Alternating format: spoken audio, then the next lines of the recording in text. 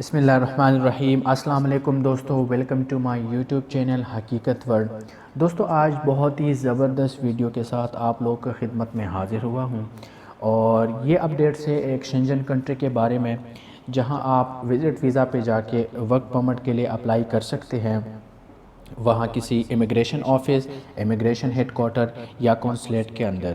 تو video start کرنے سے پہلے اگر آپ لوگ میرے چینل پہ نیو ہے تو پلیز میرا چینل سبسکرائب کیجئے اور بیل آئیکن پہ بھی ضرور پریس کیجئے۔ تو آج کے ویڈیو میں ہم ایسی شنجن کنٹری کے بارے میں معلومات فراہم کریں گے جس نے کچھ عرصہ پہلے اپنے ورک ویزا پالیسی چینج کی ہے، اور انہی ورک ویزا پالیسی کے مطابق وہ لوگ جو وزٹ ویزا پہ جا کے اپنا ورک پرمٹ حاصل کر سکتے ہیں۔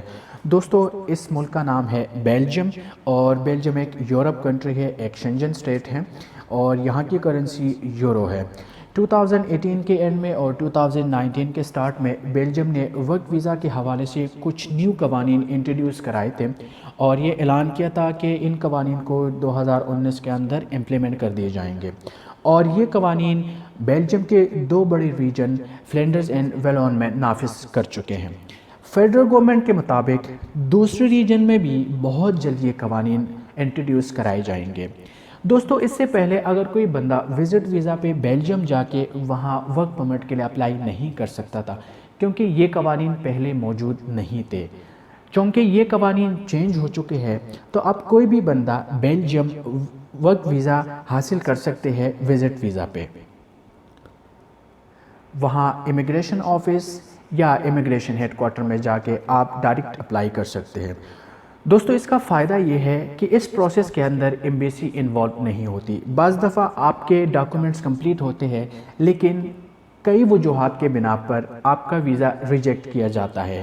چونکہ اس پالیسی کے تحت ایمبیسی انوالو نہیں ہوتی، آپ ڈائریکٹ جا کے امیگریشن آفس میں وزٹ ویزا پہ ورک پرمٹ کے لیے اپلائی کر سکتے ہیں۔ اس کے ساتھ ساتھ دوستو ایک دوسرا زبردست اسکیم انہوں نے انٹروڈیوس کروایا ہے، جس میں ورک پرمٹ کے ساتھ ساتھ آپ ریزیڈنٹ پرمٹ کے لیے اپلائی کر سکتے ہیں۔